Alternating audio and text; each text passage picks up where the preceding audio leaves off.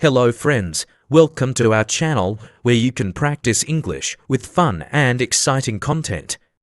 Let's start practicing English with stories. Before we begin, I would be very happy if you subscribe to my channel and like the video. We had been adrift for what felt like an eternity.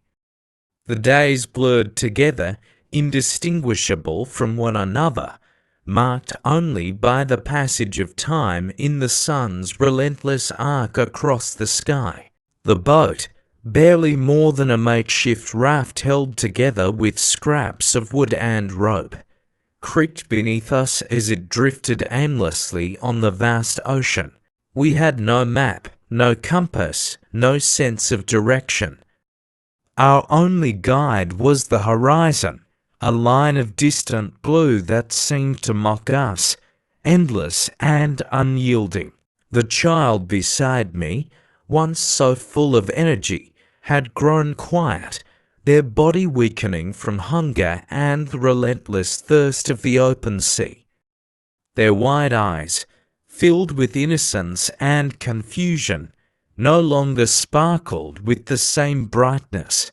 I tried to comfort them with a smile, but my own heart was heavy with doubt. We had left everything behind: our home, our life, our people, and now we had nothing but each other and this tiny, fragile boat. I didn't know where we were going, but I prayed we would find somewhere safe. Somewhere that wasn't this endless stretch of water. We had been running from a world that had grown unrecognizable, a world where the lines between right and wrong had blurred beyond recognition. It wasn't just war or famine that had driven us away. It was a profound sense of displacement, of being lost in a world that no longer made sense. And so, we set sail on this uncertain journey, hoping that somewhere out there, beyond the horizon, we might find a new beginning. We had nothing but what we could carry: some dried fish, a few fruits we had picked from a tree before leaving, and a small water jug that seemed to evaporate faster than we could fill it. We had no shelter, no warmth beyond the sun's heat and the occasional cool breeze that swept across the water. Days became weeks, and weeks became months, and still the ocean stretched out before us like an unblinking eye, unrelenting and indifferent. I watched the child, now sleeping fitfully beside me. Their small body was pale and thin, their ribs showing through their skin like a haunting reminder of how long we had been adrift. Despite the hunger gnawing at my own stomach, I had shared our meager rations with them, hoping they would survive, hoping I could protect them. But my own strength was fading. Each stroke of the paddle, each pull of the sail, was harder than the last. I was beginning to wonder if we would ever see land again, if there was even a world left to return to. One evening, as the sun began its slow descent into the sea, painting the sky in brilliant shades of orange and red, something shifted in the distance. At first, it was nothing more than a shadow on the horizon, a faint hint of something larger than the endless ocean. I squinted into the setting sun, hoping my tired eyes weren't playing tricks on me. But then, as the light faded further, the shape grew clearer. Land, it was faint, just a blur in the distance, but it was there. I felt my heart quicken, my breath catch in my throat. I nudged the child awake, shaking them gently. "Look," I said, my voice trembling with a mixture of relief and disbelief. "Do you see it?" The child blinked, squinting against the light. Slowly, Their gaze followed mine to the distant shore land. They whispered, hardly daring to believe it. "Yes," I said, my voice thick with emotion. "Land, we're going to make it." With renewed energy, I grabbed the oars and began to row, the child helping in whatever way they could. We moved toward the land as quickly as the boat would allow, each stroke of the paddle bringing us closer to the shore, closer to the promise of safety. But as we neared, a sense of caution settled over me. We had no idea what lay ahead.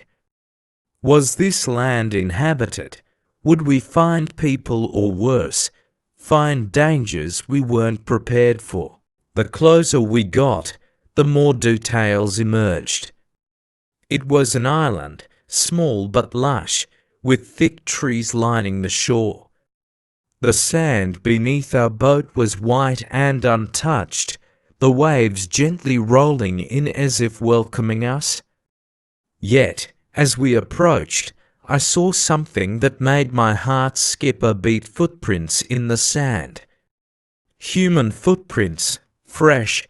Someone had been here recently. I froze, unsure of what to do. The child, sensing my hesitation, clung to me. "People?" they asked, their voice a mix of hope and fear. "I don't know," I whispered.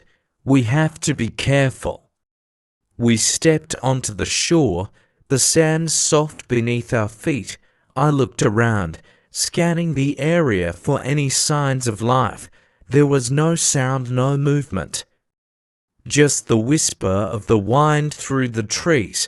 The footprints led inland, disappearing into the dense underbrush. It was too quiet, too still. I glanced down at the child, who was still holding my hand tightly. "Stay close," I instructed.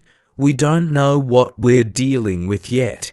We followed the trail, moving cautiously through the undergrowth. The air smelled different here, fresh, earthy, alive.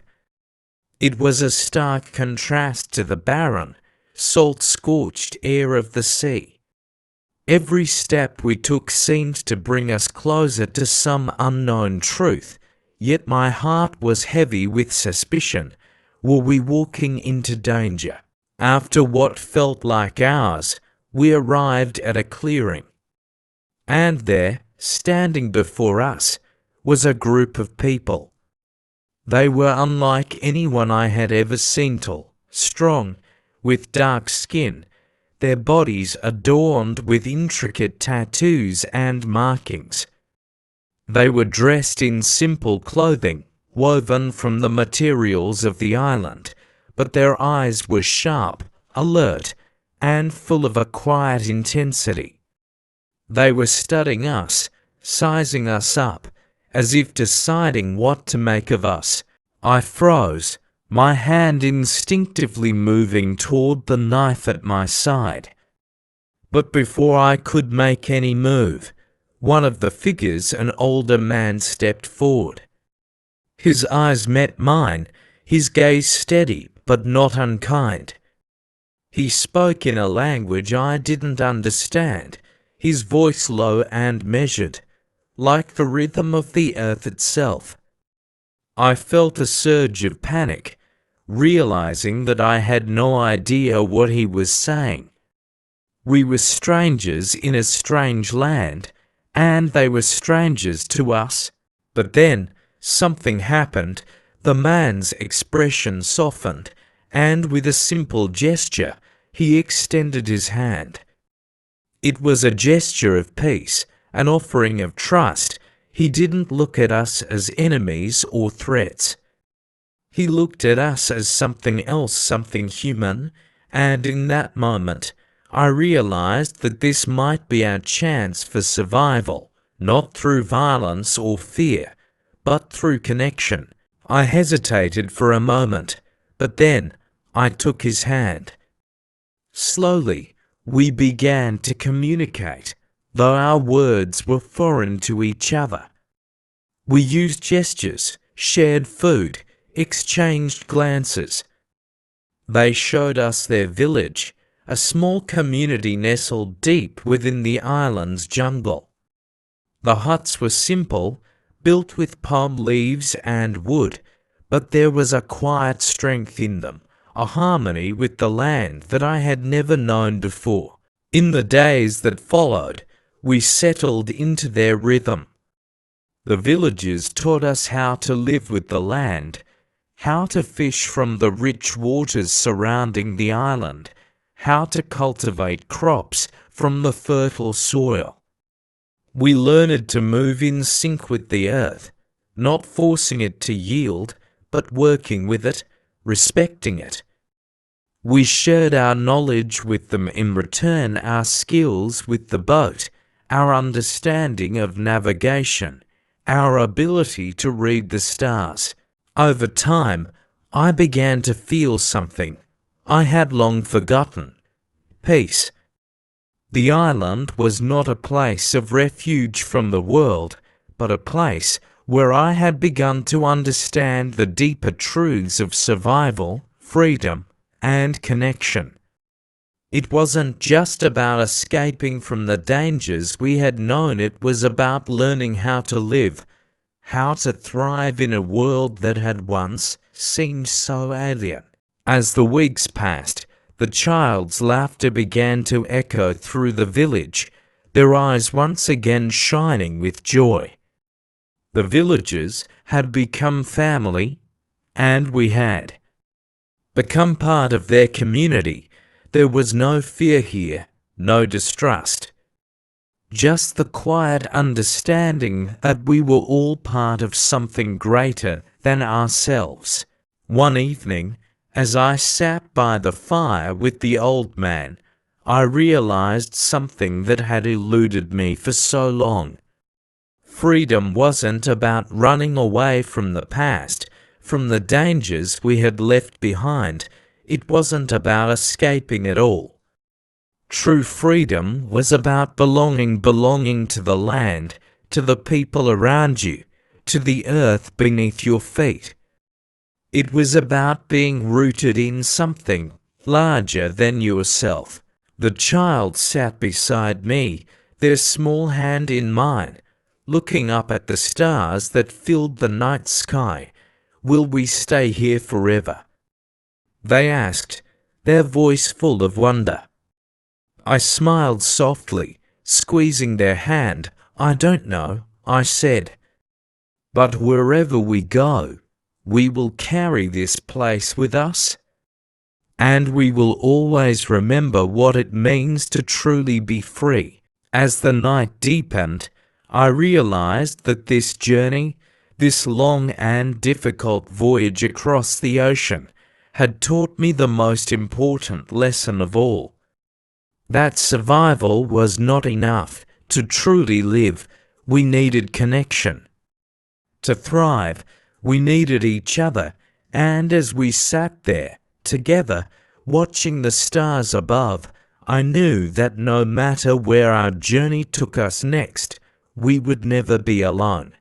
Friends, the continuation of the story is in the second episode. I hope you liked the story. See you in the next video. Take care.